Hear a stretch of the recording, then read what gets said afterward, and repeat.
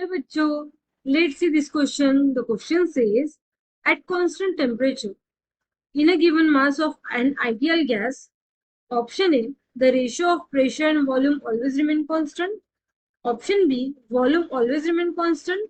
Option C, pressure always remain constant. And option D, the product of pressure and volume always remain constant. सो हमें क्या दिया है कि temperature constant है और गिवन मास दिया है, तो आइडियल गैस का क्या इक्वेशन होगा वो हमें बताना है। ठीक है, चार ऑप्शन दिए, उनमें से क्या आएगा वो हमें बताना है। तो आइडियल गैस इक्वेशन क्या है, सबसे पहले लिखते की कॉन्सेप्ट। की कॉन्सेप्ट में हम क्या देखेंगे, आइडियल गैस इक्वेशन क्या है। Ideal gas equation, ideal gas equation PV is equal to n R T, ये है बराबर। अब हमें क्या दिया है, टेम्परेचर बोला है कांस्टेंट है। ठीक है, हमें पता है आर गैस कांस्टेंट होता है, गैस कांस्टेंट, इसकी वैल्यू क्या होगी, कांस्टेंट होगी बराबर। अब एन, एन मतलब क्या होता है, नंबर ऑफ मोल। ठीक है, नंबर ऑफ मोल होते हैं। अगर कोई मास गिवन है, ठीक है, तो उसका मॉलिक्यूलर मास भी गिवन होगा, मतलब नंबर ऑफ मोल भी क्या होंगे, कांस्टेंट होंगे। तो हम बोल सकते हैं अगर मास कांस्टेंट है तो क्या होगा, नंबर ऑफ मोल भी क्या होगा, कांस्टेंट होगा बराबर। मतलब ये एंटायर टर्म क्या हो जाएगी, कांस्टेंट हो जाएगी बराबर। मतलब हमें क्या मिल रहा है, पीवी इज इक्वल टू मिल रहा है constant, P into V, sorry P into V क्या मिल रहा है, कांस्टेंट। मतलब product of pressure and volume जो मिल रहा है हमें क्या मिल रहा है, कांस्टेंट। तो ये जो इक्वेशन है PV is equal to constant, ये हमें क्या बताती है, ये हमें बताती है कि ये इक्वेशन क्या है, ये इक्वेशन स्टेट कर रहा है बॉयल्स लॉ।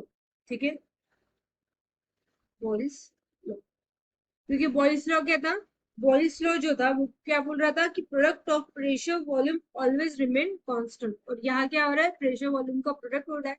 तो ये जो इक्वेशन है वो क्या स्टेप कर रहा है, बॉयल्स लॉ स्टेप कर रहा है। अब हमें चेक करना है कि ये कौन से ऑप्शन के साथ मैच करता है। तो ऑप्शन ए में क्या बोला है, ऑप्शन ए में हमें बोला है कि प्रेशर जो है, pressure ratio of pressure and volume always remain constant.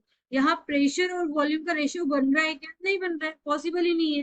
तो ये ऑप्शन क्या हो जाएगा, कट हो जाएगा। ऑप्शन बी में क्या दिया है, वॉल्यूम रिमेन कांस्टेंट, पर हमें वॉल्यूम मिल रहा है क्या, कांस्टेंट नहीं, हमें प्रेशर एंड वॉल्यूम का प्रोडक्ट कांस्टेंट मिल रहा है, प्रेशर बस वॉल्यूम मिल रहा है क्या, नहीं। थर्ड ऑप्शन क्या दे रहा है, थर्ड ऑप्शन दे रहा है प्रेशर ऑलवेज रिमेन कांस्टेंट। तो यहाँ प्रेशर और वॉल्यूम दोनों भी कांस्टेंट है, तो हम बस प्रेशर को ही कांस्टेंट नहीं बोलेंगे।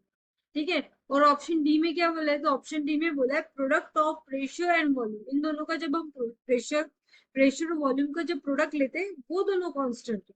तो ये जो टर्म है लास्ट वाली, ये मोर अप्रोप्रिएट है, इन दोनों का प्रोडक्ट हमें कांस्टेंट मिल रहा है, ना कि इंडिविजुअल प्रेशर और वॉल्यूम। इसलिए बी और सी तो कैंसिल हो जाएंगे, ए ऑप्शन वैसे भी कैंसिल हो गया था हमारा। तो ऑप्शन कौन सा करेक्ट हुआ हमारा, ऑप्शन डी। तो the final answer is option D.